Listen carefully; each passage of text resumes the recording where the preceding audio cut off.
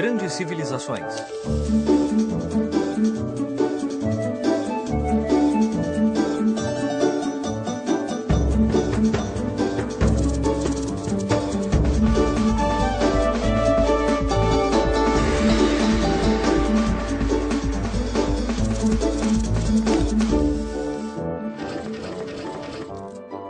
Os Hebreus, primeira parte. Ao longo da história, muitos povos se multiplicaram e começaram a se destacar. Mas, independente do quão forte ou poderosos eram, muitos deles, mais cedo ou mais tarde, acabaram por desaparecer ou ser dominados por outros povos. Houve muitas invasões às civilizações antigas. Alguns povos foram conquistados e algumas culturas desapareceram completamente nas areias do tempo. No entanto, havia um povo muito pequeno que, apesar de não ter qualquer poder militar, conseguiu atravessar o vasto oceano da história e chegar aos nossos dias. O povo hebreu. Os antigos hebreus conseguiram resistir graças a uma poderosa crença. Acreditavam ser o povo escolhido por Deus. Abraão, o primeiro hebreu. A história do povo hebreu pode ser encontrada em um livro muito especial. Alguém sabe qual é o nome do livro? É Peter Pan? A Bela Adormecida. Não. Chapeuzinho Vermelho? Nada disso. O livro é a Torá. A história conta que por volta do ano 1900 a.C., Abraão, o filho de um escultor da cidade de Ur, fez um trato com Deus, que lhe prometeu em troca as terras de Canaã. Abraão reuniu seu povo. Juntos arrumaram todas as coisas e partiram para uma longa viagem até as terras que Deus havia prometido a eles.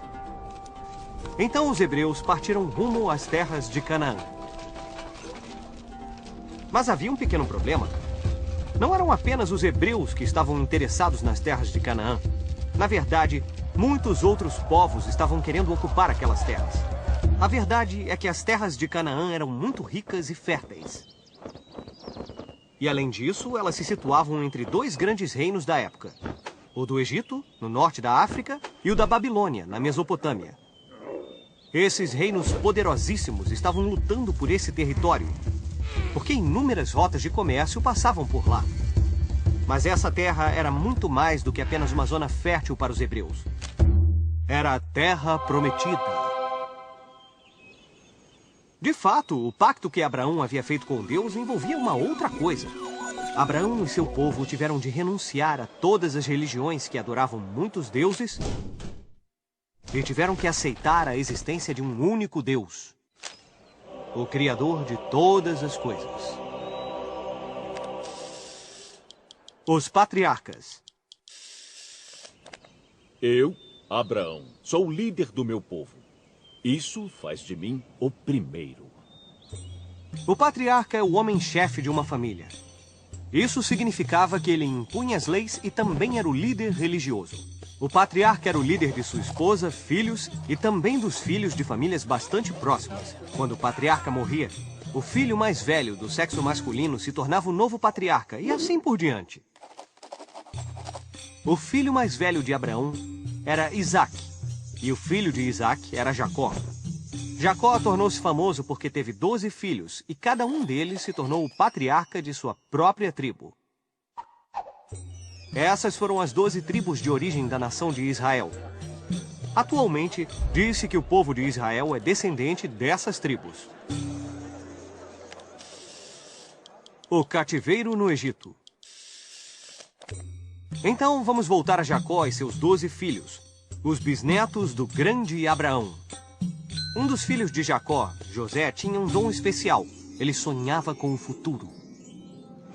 Um dia, José contou a seus irmãos um de seus sonhos. Nesse sonho, seus irmãos o elogiavam e curvavam-se diante dele. Bem, esse sonho os deixou tão zangados que eles o atiraram em um poço e depois o venderam a uma caravana de comerciantes que ia para o Egito. No Egito, José foi preso e escravizado. Mas sua capacidade de interpretar sonhos o tornou famoso e finalmente despertou a atenção do faraó. O faraó contou seus sonhos a José. Em um deles, apareciam 7 vacas gordas e muito tempo depois, 7 vacas muito magras. José advertiu o faraó que após 7 anos de abundância de alimentos, haveria 7 anos de escassez. O faraó estava convencido, libertou José e deu-lhe um emprego. Você será meu vice-rei! Quando os anos de fome chegaram, como José havia previsto, o faraó estava preparado e tinha armazenado o suficiente para alimentar seu povo. Mas os 11 irmãos de José estavam com fome, então viajaram com suas famílias para o Egito à procura de algo para comer. E então José cuidou deles. Mas as coisas estavam prestes a mudar. Um novo faraó havia sido eleito no Egito. E ele não era como o outro. Ele temia e desprezava os hebreus. Por isso os escravizou e os maltratou terrivelmente. Acredita-se que a escravidão no Egito durou cerca de 200 anos. Um dia, nasceu um homem que se tornaria um grande líder. Um verdadeiro herói. Esse homem se chamava Moisés.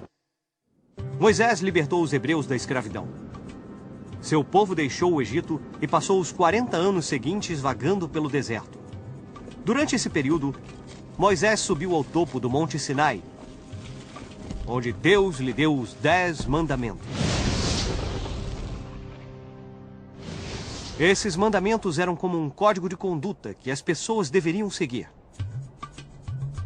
Os hebreus protegiam os mandamentos na Arca da Aliança e os transportaram através do deserto. Eles acreditavam que os longos anos de peregrinação foram um teste que Deus lhes deu antes de permitir o regresso à terra prometida de Canaã. Vamos usar a nossa bússola do tempo para saber mais sobre outros códigos de conduta nos tempos antigos. Dizem que Moisés recebeu os 10 mandamentos de Deus. Essas leis eram um código de conduta que os hebreus deviam seguir. Os 10 mandamentos eram tão importantes que o grande templo de Jerusalém foi construído para protegê-los. E por que esses mandamentos eram tão importantes? Não seria melhor se todo mundo simplesmente fizesse o que quisesse? Claro que não, Pipo. Imagine se todo mundo só fizesse o que quisesse. As pessoas poderiam roubar, mentir, ou mesmo matar sem serem julgadas pelas outras. Então, antes de Moisés, todos basicamente lutavam uns contra os outros. E só a pessoa mais forte é que podia fazer as regras? Mais ou menos. Todos os povos têm regras para determinar como as pessoas têm que se comportar em sociedade. Mas às vezes elas podem mudar, dependendo dos caprichos dos mais poderosos. Uns 500 anos antes de Moisés, em torno de 1700 a.C., um rei babilônico chamado Hammurabi conquistou uma vasta região da Mesopotâmia. Mas cada região que ele havia conquistado tinha seu próprio conjunto de regras e nenhum deles estava escrito. Assim, as regras podiam mudar dependendo do governante do momento. Isso causou muita confusão e muitas brigas, pois ninguém sabia, na verdade, quais eram as regras. Então, como poderiam segui-las? Assim, Hammurabi esculpiu numa grande coluna de pedra o primeiro código de conduta da história. Desde então, não havia mais dúvidas sobre quais eram as leis do povo, já que haviam sido esculpidas em pedra para que todos as vissem. E justamente porque foram esculpidas em pedra, ninguém poderia alterá-las, nem mesmo os reis. No próximo episódio de Grandes Civilizações, os Hebreus, segunda parte. Depois de muitos anos vagando, os antigos hebreus finalmente retornaram à sua terra. E assim começou um período magnífico de sua civilização. O tempo dos reis de Israel. Foi nessa época que nasceu uma grande história sobre um jovem pastor chamado Davi, que foi voluntário para lutar contra os filisteus e seu maior guerreiro, um gigante chamado Golias. Embora Davi fosse muito pequeno, ele foi capaz de derrotar Golias usando sua inteligência em vez de sua força. Davi, armado apenas com uma funda, deu um golpe certeiro no olho de Golias. Assim, após derrotar o maior guerreiro dos filisteus, Davi os expulsou e trouxe a paz ao território. Tornou-se rei de Canaã e fez de Jerusalém a capital.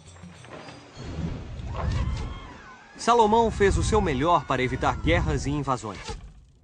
Porém, o reino estava cercado por outros povos, como os assírios, babilônios e egípcios. E todos queriam as terras férteis de Canaã.